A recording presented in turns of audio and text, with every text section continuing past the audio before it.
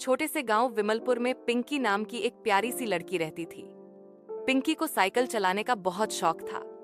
उसके पिता ने उसे उसके जन्मदिन पर एक सुंदर गुलाबी रंग की साइकिल उपहार में दी थी। हर सुबह पिंकी जल्दी उठकर अपने माता पिता के साथ खेत में काम करने जाती। काम खत्म होने के बाद वह अपनी साइकिल लेकर गांव की पगडंडियों पर घूमने निकल पड़ती। गांव के बच्चे उसके साथ खेलने के लिए इंतजार करते रहते थे। पिंकी अपनी साइकिल इतनी तेजी से चलाती कि उसके पीछे हवा में गुलाबी रिबन उड़ते रहते थे, जो साइकिल के हैंडल पर बंधे थे। गांव के पास एक सुंदर झील थी।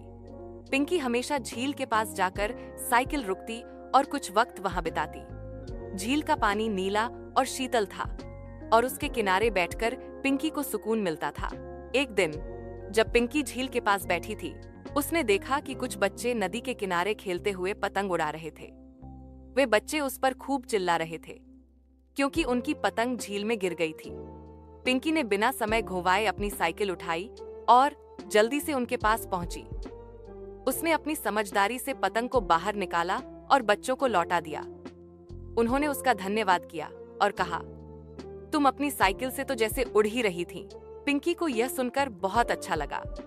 उसने महसूस किया कि उसकी साइकिल न सिर्फ उसका खिलौना थी, बल्कि गांव में उसकी पहचान भी थी। वह साइकिल उसे नई नई जगहों पर ले जाती और उसे हर बाधा को पार करने की हिम्मत देती थी। फिर एक दिन गांव में एक साइकिल दौड़ का आयोजन हुआ। पिंकी ने भी उसमें हिस्सा लेने का फैसला किया। उसने अपनी गुलाबी साइकिल को अच्छे से साफ किया और दौड़ के लिए तैयार हुई। दौड़ शुरू हुई और पिंकी ने अपनी पूरी ताकत लगा दी। उसके दोस्त और परिवार के लोग उसका हौसला बढ़ा रहे थे। जब दौड़ खत्म हुई तो परिणाम की घोषणा हुई। पिंकी ने पहला स्थान हासिल किया था। उसकी खुशी का ठिकाना नहीं रहा। उसके माता पिता और दोस्त बेहद गर्व महसूस कर रहे थे। उस दिन के बाद पिंकी और उसकी साइकिल की कहानी पूरे गांव में मशहूर हो गई। पिंकी के लिए उसकी साइकिल सिर्फ एक साधन नहीं, बल्कि उसके सपनों की सवारी बन चुकी थी, जो उसे हमेशा आगे बढ़ने की प्रेरणा देती थी।